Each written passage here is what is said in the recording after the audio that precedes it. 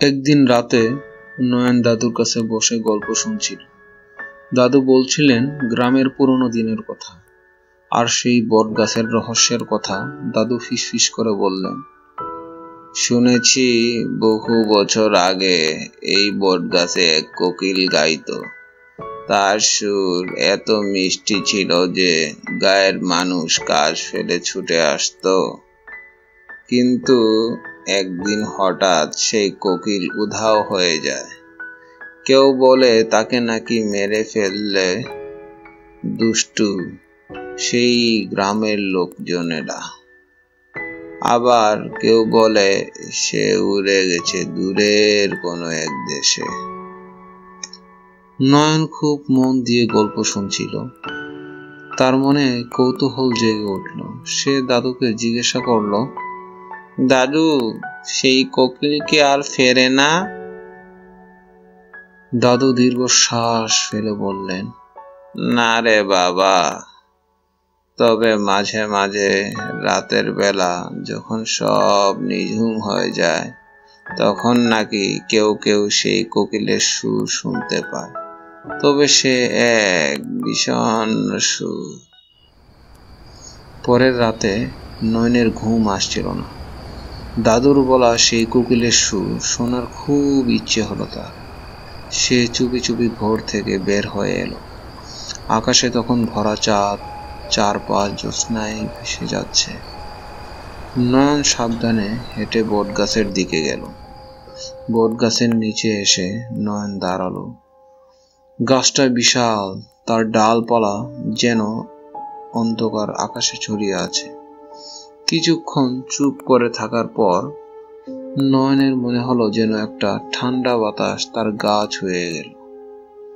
তারপর সে শুনতে পেল এক ক্ষীণ মিষ্টি কিন্তু বড়ই বিষণ্ণ সুর ভেসে আসছে, যেন বট গাছের পাতা ভেদ করে। সুরটা যেন কোনো হারিয়ে যাওয়া গানের অংশ, করুণ আর উদাসী। নয়ন ভয়ে কেঁপে উঠল, কিন্তু তার পা সরছিল না। সে অবাক হয়ে সেই সুর শুনছিল। হঠাৎ নয়ন দেখলো বট গাছের ডালে হালকা আলো দেখা যাচ্ছে। সেই আলো ধীরে ধীরে একটা আবছা অবয়ব নীল।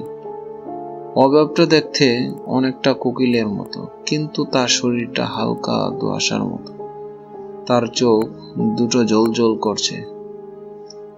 কোকিল ভূত। নয়ন বুঝতে পারল ভূত কোকিল তখনও সেই বিষণ্ণ সুর গেয়ে চলেছে। নয়ন সাহস করে বলল, তুমি কি সেই কোকিল যার গান দাদু বলছিলেন? কোকিল ভূত ধীরে ধীরে নয়নের দিকে তাকালো। তার চোখে জল চিকচিক করছে মনে হলো। সে ক্ষীণ স্বরে বলল, হ্যাঁ, আমি সেই কোকিল। আমার গান হারিয়ে গেছে, আমার আনন্দও হারিয়ে গেছে। নয়ন কিছুক্ষণ চুপ করে রইল। তারপর বলল, তোমার গান কি খুব পছন্দের ছিল? কোকিল ভূত মাথা নেড়ে জানালো, হ্যাঁ। নয়ন তখন বলল, তুমি যদি আবার গাও তবে হয়তো তোমার দুঃখ কিছুটা কম হবে। কোকিল ভূত আবার গান ধরল। সে একই বিষণ্ণ সুর, তবে নয়নে মনে হলো যেন একটু হলেও সুরটা আগের চেয়ে হালকা হয়েছে। এরপর থেকে প্রায় রাতে নয়ন যেন বুড়ো বট গাছের নিচে। সে কোকিল ভূতের সাথে কথা বলল, তার হারিয়ে যাওয়া গানের গল্প শুনত, আর কোকিল ভূতও ধীরে ধীরে নয়নের সাথে তার দুঃখের কথা ভাগ করে নিত। একদিন নয়ন গ্রামের কয়েকজনকে দাদুর বলা সেই কোকিলের সুরের কথা জানালো। প্রথমে কেউ বিশ্বাস করছিল না, কিন্তু কয়েক রাত তারা নিজেরাও সেই বিষণ্ণ সুর শুনতে পেল। তখন গ্রামের মানুষজন বুঝতে পারল বুড়ো বটগাছে সত্যিই এক বিষণ্ণ কোকিল ভূত আছে, যে তার হারিয়ে যাওয়া সুর খুঁজে ফেরে।